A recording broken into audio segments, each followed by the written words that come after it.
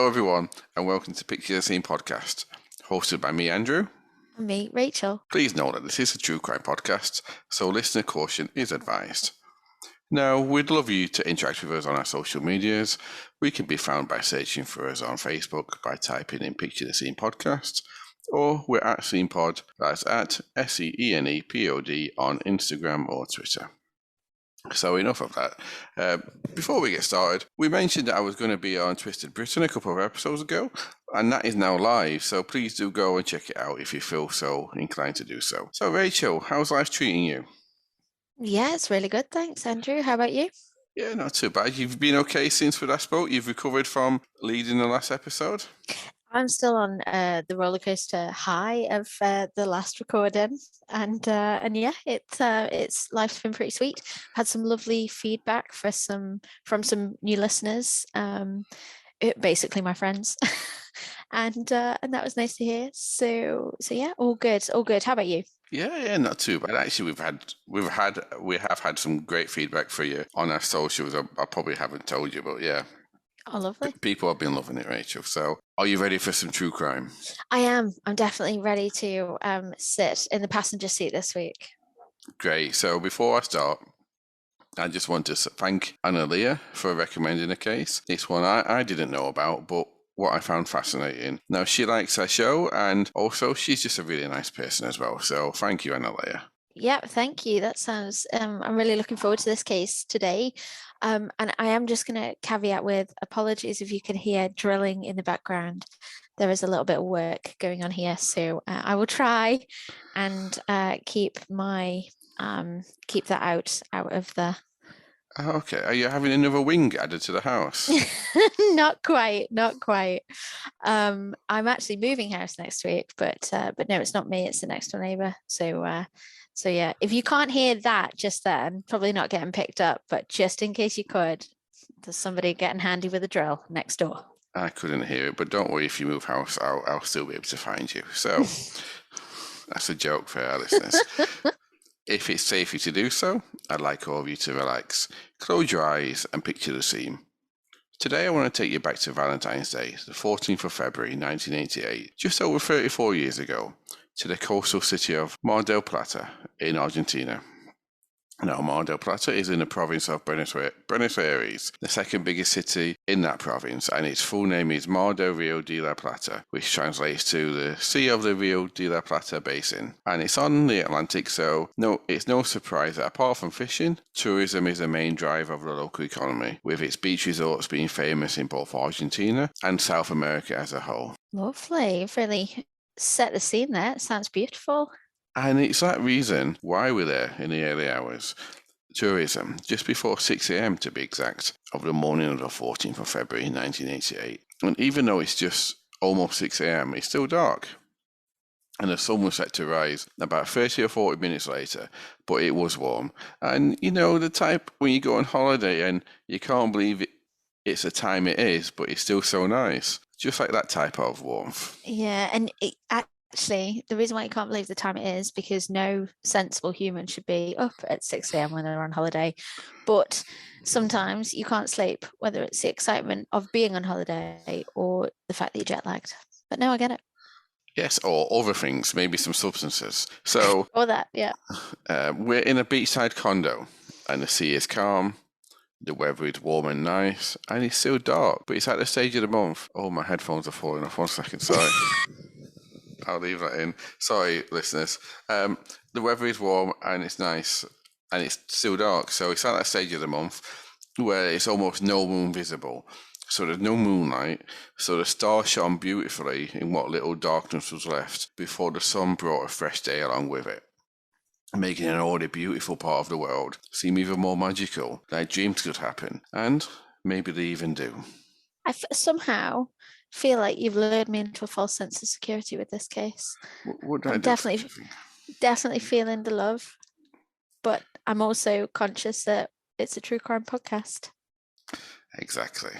Now, on that night, the early hours of Valentine's Day, two people, Carlos Monzon and his wife, Alicia Muniz, would fall from the balcony of that condo, leaving Carlos with an injured soldier, I can't say that word, He didn't have any men with him. And Alicia dead. But what happened? Hang on, what was injured? His shoulder. Shoulder. Okay. Shoulder, I can't say Right. it. Was there foul play at hand? Or was this a tragic accident? Now, I'm seemingly struggling to speak today, so apologies, people, for listening. But let me introduce you to Alicia Muniz. Now, Alicia was, by all accounts, quite a remarkable woman. She was 32 years old at the time of her death and had already been a successful model and actress. With it widely known that she was both beautiful and highly intelligent, having starred in both theatre and movies alike, and she was known all over Argentina. Now, Alicia had been modelling and acting from her teenage years and had recently started modelling again after taking a few years away from the spotlight after her marriage to Carlos and the birth of their son, Maximiliano. Outwardly, all seemed to be going well for her, but as we know, Rachel, that doesn't mean what was happening behind closed doors, so to speak. No, sounds ominous, Andrew. It does indeed. I'd now like to introduce you to Carlos Monzon, who was nicknamed Escopeta, which is shotgun in Spanish, and he was nicknamed that not because he had a love for guns, but because he was a professional boxer. He was born in 1942, and he would have been 45 at the time we're talking about, so he was retired, but he had a long and successful career behind him. Do we know what kind of boxer? Like lightweight, He was middleweight? Middleweight. Oh, right, okay.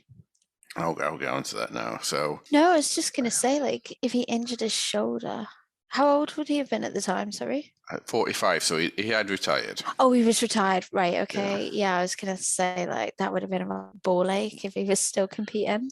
He actually competed and won titles with a bullet lodged in him. Ew. And I'll go into that later, but yeah, he had retired at this point. Man, I don't know. Like, there's quite controversial boxing results the other weekend, and I can't tell you who it was, but unfortunately, I was made to watch the match.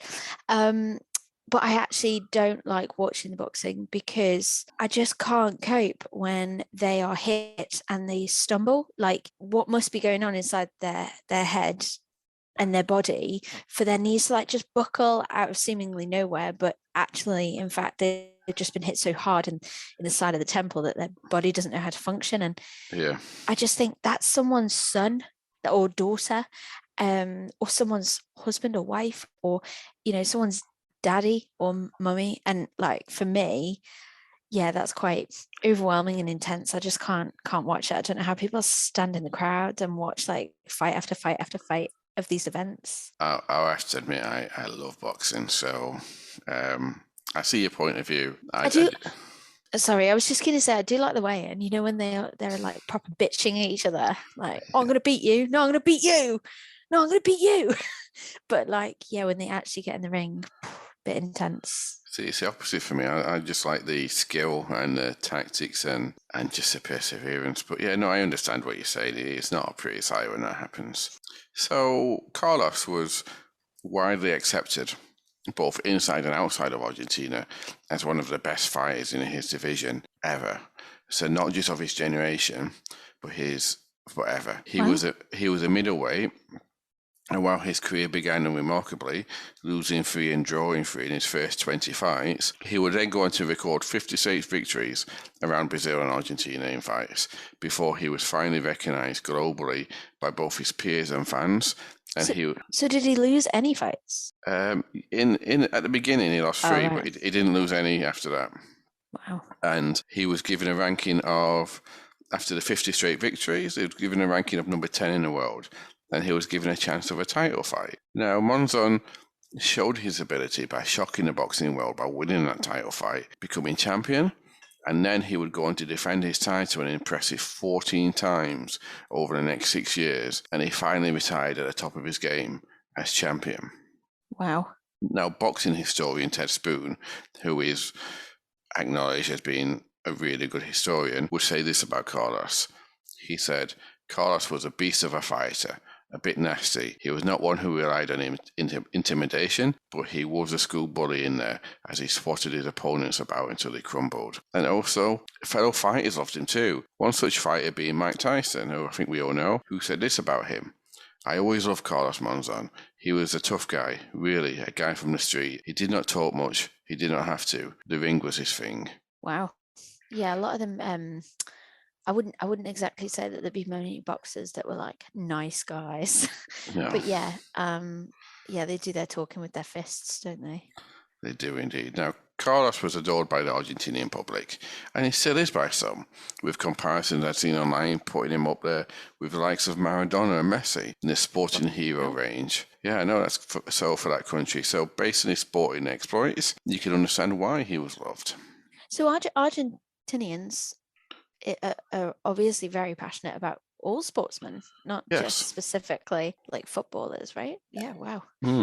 It's nice like when a country gets behind like sports and sportsmen and women, not just a single most popular sport. Yeah, no, they're very passionate people. So, Carlos, however, he had a dark side, one that emerged long before that fateful Valentine's Day in 1988, one that could be summed up in a quote from Carlos himself that he gave during one of his many interviews for media. And that quote is this: "I beat all my women except one, and nothing ever happened to any of them." Uh-oh. So that's quite a statement to say to a national media outlet. I beat all my women except one. And well, I couldn't get this confirmed. Many believe the one he was talking about was his mother. Oh. So it's I not at mean, all. He still beats all the other women in yeah, his life. you totally polished a turd there. Yes. Like awful that he beats all the women in his life, but how lovely that he spared his mum. Yes, exactly. So let's look at that a little bit more, why don't we? Because regardless of who you are, where you come from, making a statement like that to a national media outlet in an interview is pretty bold, wouldn't you say? Absolutely, and you can absolutely tell that this was not a statement that was made in the days of social media, because like with the cancel culture, that just would have been well, he'd have probably been arrested and like fully investigated, which is absolutely the right thing to do. But like just nowadays, you wouldn't get people. Well, people have like managers, don't they? Managing all the comms that come out in their social medias and managing content in interviews and things like that. Although it doesn't stop Wayne Rooney telling a national television station that he wanted to harm, was it John Terry, when he got his spikes redone on Somewhat, his but it football was, boots? yeah, but that's not, yeah, it was, yeah. Anyway, That's yes, a no, whole other back, conversation. yeah. So why would you get into that situation in so much that it even came up in an interview? Mm. I'll leave that question with you for a moment. So Monzon, he was so popular in Argentina. When I was reading about him, it reminded me of Manny Pacquiao. When Monzon fought Argentina, when Monzon fought, Argentina would stand still. There'd be no traffic, radios, and the TV were all turned on, all watching him. And it's really cool when that type of thing happens. When I used to live in the Philippines, that would happen when Pacquiao would fight. Everywhere would go quiet, even the streets that always had, I mean, there were some streets near me that even had traffic jams at 4 o'clock in the morning. But when Pacquiao fought, it was like a ghost town. And also, I was living in Spain, actually, believe it or not, when Spain won the World Cup. And it was a similar experience during the game, not afterwards. Afterwards, it was crazy. But during the game, it was a similar experience. It could be a zombie town. It was that quiet. It's just so surreal and so rare. So it shows you how much Carlos was loved and how important he was to culture at the time that happened.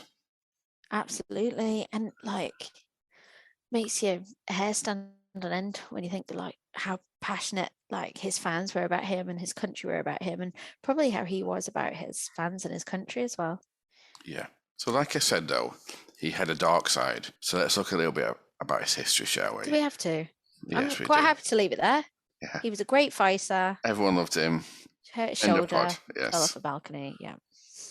So at 12, it had been said that he was sold for a few pesos at a time to give entertainment to adults by fighting on the streets. And he came from a very poor background.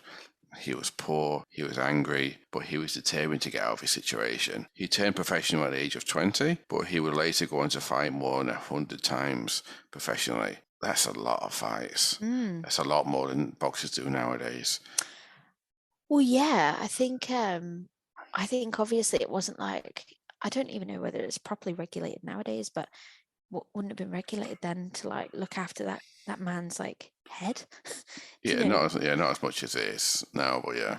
So in 19, I mentioned he was shot earlier and he had a bullet in him. So in 1973, Carlos would be shot twice. Initially claiming he accidentally shot himself as he was about to go hunting, saying he dropped a gun and it went off. And he joked with the New York Daily News that everybody's taking a shot at middleweight champ Carlos Monzon these days. Now, like, you can't accidentally shoot yourself twice. No. And so the context of that, like, was it published what kind of gun as well? Was he trying to take his own life, or? It was, I don't remember. I think it was it was a 22 rifle. He got shot in the arm and the back, I think.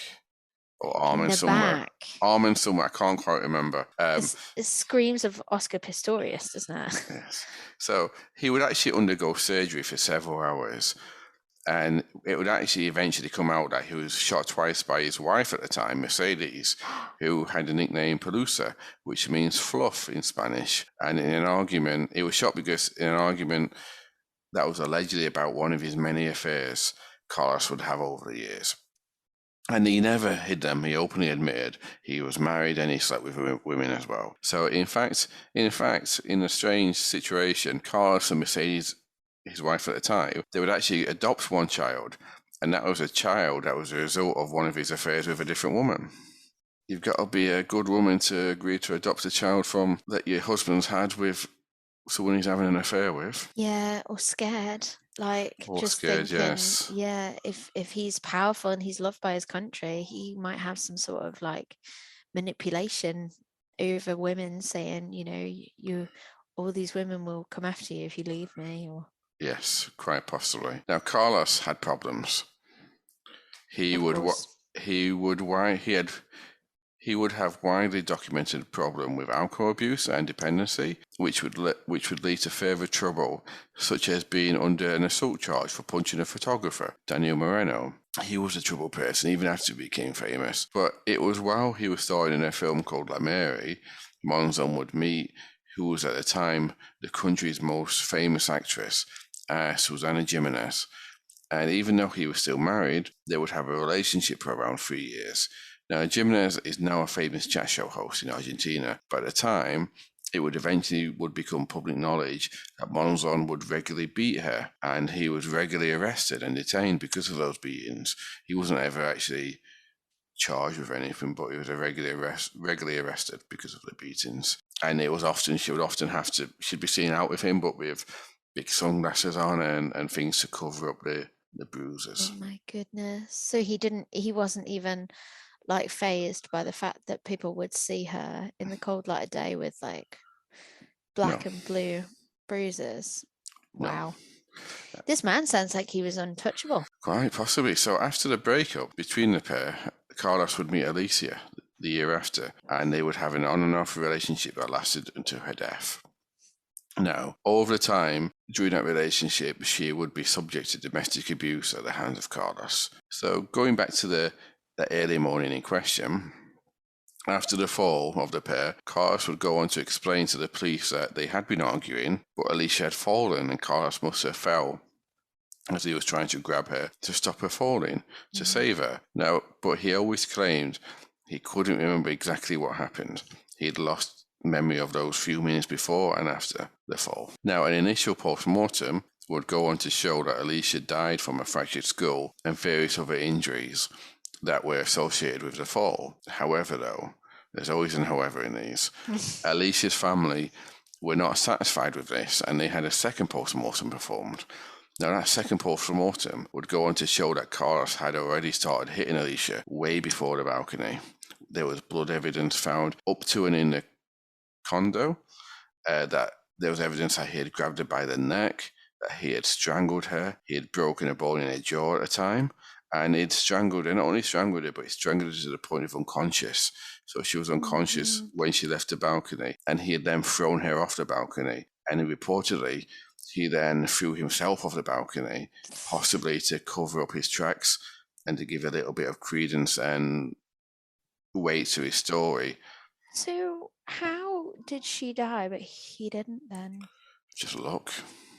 Oh my goodness. And don't forget, she was unconscious when Yeah. she fell, so he would have been able to, like, he hit his shoulder, didn't he? And he broke a few ribs, so he probably cushioned his fall.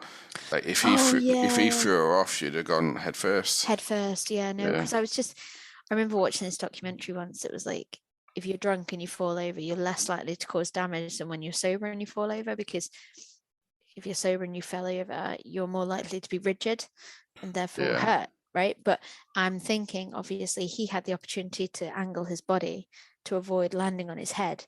She would not. So no, that makes complete sense. Okay. But at no point did Carlos ever show remorse, and it's worth noting that such is his popularity that after he was found guilty and he was sentenced to 11 years in prison, which is nothing. In Argentina, the maximum is 25 years. So 11, he killed his wife. 11 years he was for murder. Found guilty of murder. And he only got 11 years. Yes.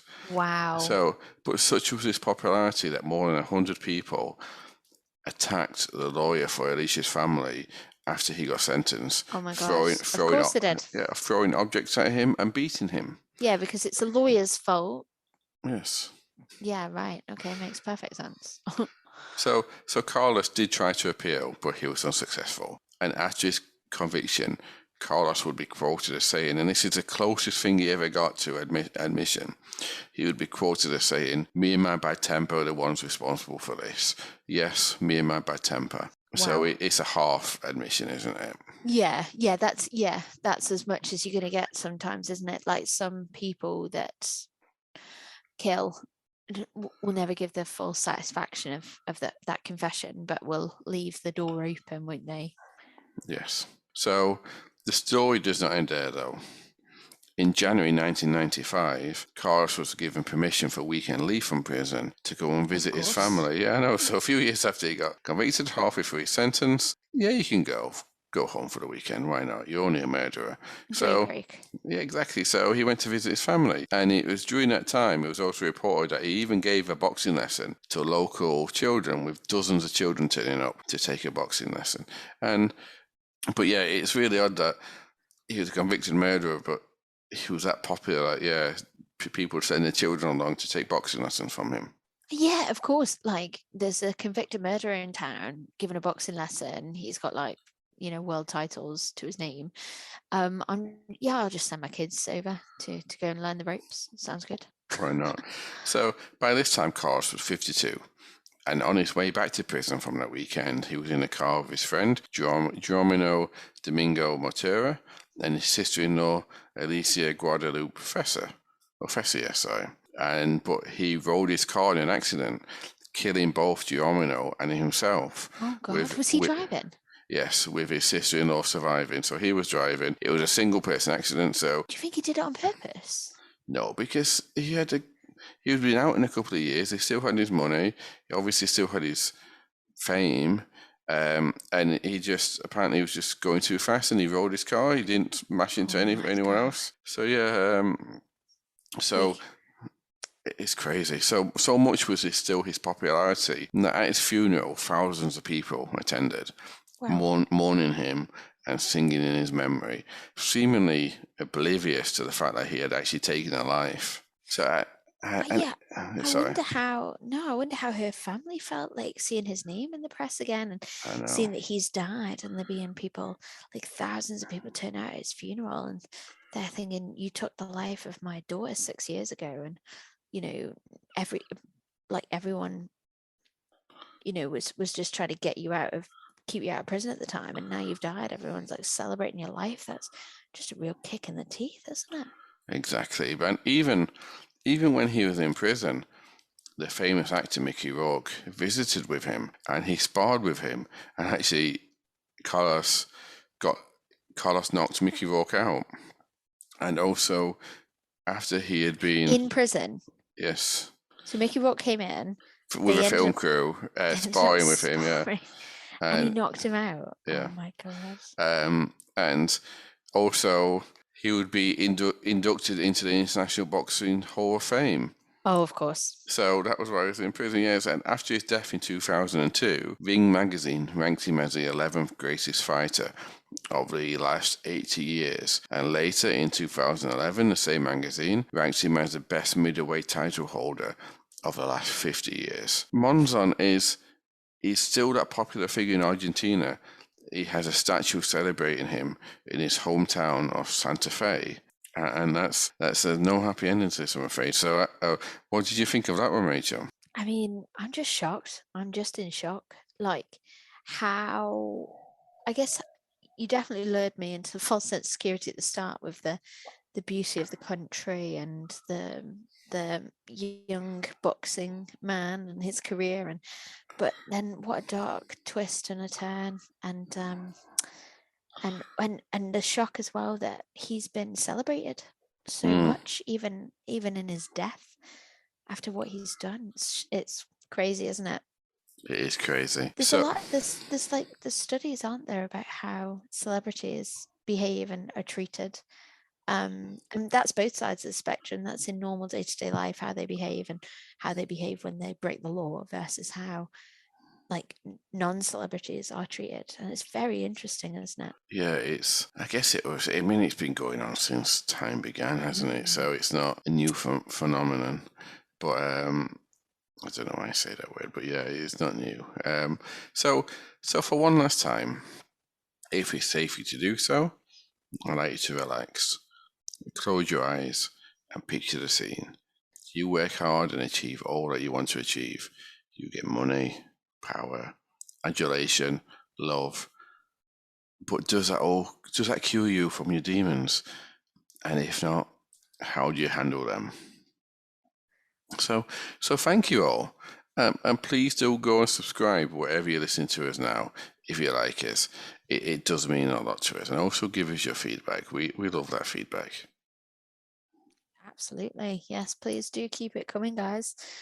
And maybe at some point, we will take another recommendation from a listener. That was an interesting case, and good to hear something a bit different today. Yeah, I mean, we're happy to listen. It may not be an immediate thing we act on, but yeah, we're happy to listen. And if we can, we will. So thank you. I don't know if we did or not. So thank you, everyone, for listening to us. And we shall see you again soon. See you soon. Bye.